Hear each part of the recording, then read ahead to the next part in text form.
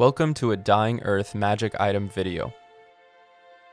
The diamonds that were Kathak Thark is an artifact found in Chapter 1 of Kujal's Compendium of Indispensable Advantages, a supplement for the Dying Earth RPG by Pelgrane Press.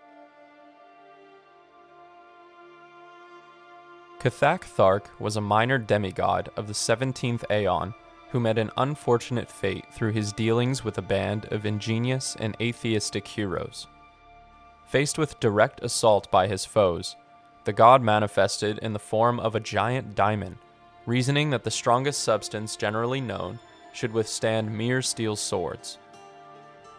Unfortunately, his understanding of crystallography proved flawed, as did the diamond, and a clever blow shattered it, ending Kathak Thark's godhood. However, divine energy is resilient, and after some millennia, Kathak Thark's consciousness returned to his last body. Yet it remained fragmented, and by that date scattered across Earth. The god could not regain divine power, or indeed anything beyond speech, rudimentary sensorium, and a limited ability to be in many places at once. He also grew dimly aware of the approximate relative location of each fragment. This, then, has been the situation from that era to this ultimate age.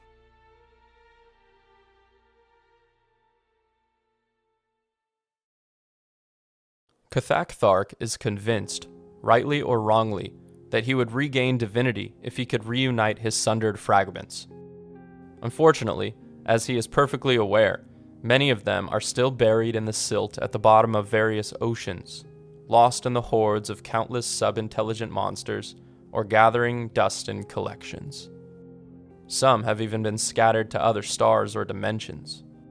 Thus, as the sun lurches towards its last day, the former deity swings between near hysterical panic, moody resignation, and denial. However, he persists in attempts to regain his full form. As artifacts, these diamonds have some practical uses. The former god is manifest in each of these stones. He is able to see and hear his surroundings, taste anything with which the diamonds come into contact, and speak, usually in a testy and self-righteous manner, to anyone within earshot.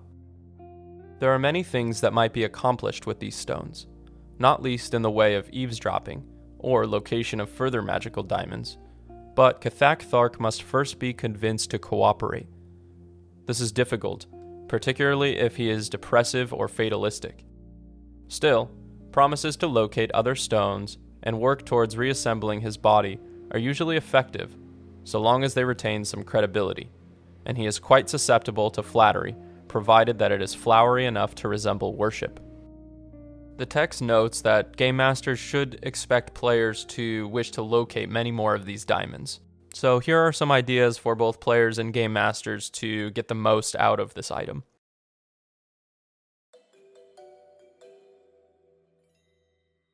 Perhaps a cult to Kathak Thark worships one of these shards, and, in their fervorance, refuses to listen to the god's wishes to be freed and reunited with his other pieces. Kathak Thark may encourage the players to infiltrate this cult and steal the diamond for themselves. Other entities might wish to tap into the divine power lying within the diamonds that were Kathak Thark. This could put a target on the PC's back, or be an extra factor in an ongoing adventure as a demon from the subrealms actively seeks a nearby diamond the PCs have recently become aware of. For players, the diamonds that were Kathak Thark could have many potential uses. Spying. PCs can strategically place a diamond at a meeting place they wish to attend, without knowledge of the other participants. So long as they have 2 diamonds, and the diamond they placed isn't found, they can listen in remotely.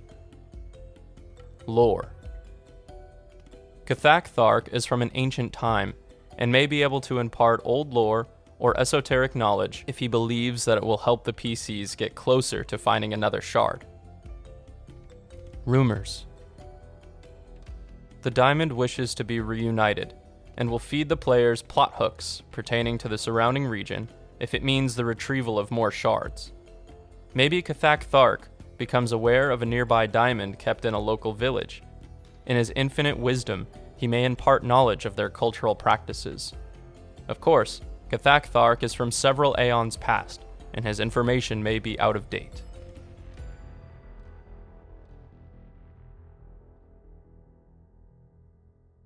Next, let's talk about how to roleplay Kathak Thark. He was once a god, and has the pompous air of divinity still about him. In truth, recovering every last fragment is a fool's errand. Many of the diamonds fell to unreachable places. Remember too, the PCs are the main characters of your story. Cathark's circumstances are ultimately a backdrop to give the players another tool in their arsenal of magic items. You can also roleplay Kathak to create social humor and conflict.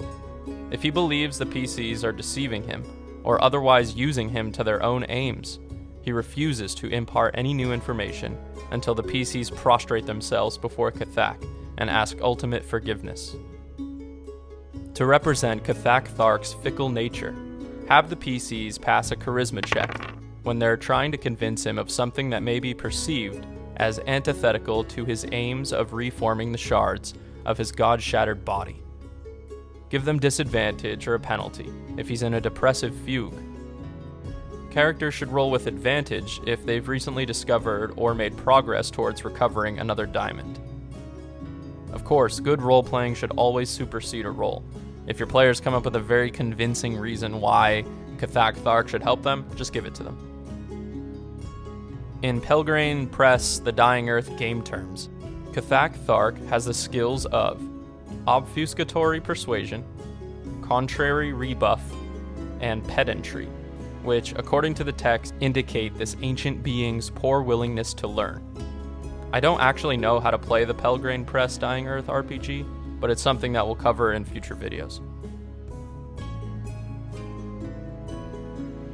This magic item has a lot of narrative baked into it.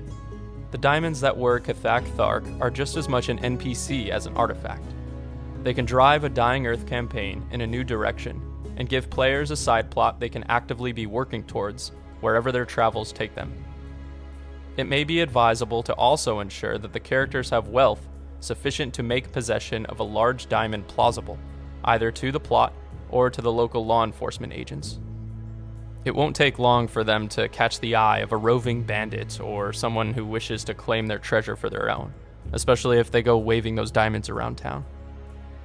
When it comes to adding new diamonds into your world, there might not be any shards nearby, and they only get a dim sensation that they must travel in a particular direction to find more.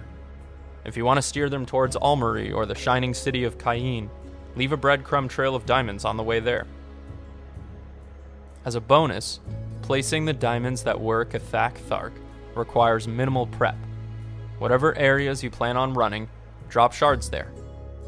This can be a really fun way to give them clues about a new region as they consult missing diamonds they've yet to collect. Thank you for joining me today. If you have any fun ideas on how you'd use the diamonds that were Kathak Thark in your game, let me know in the comments below. Feel free to leave any suggestions on future Dying Earth videos you'd like to see. For more RPG content, check out our blog at thedelvercollective.com.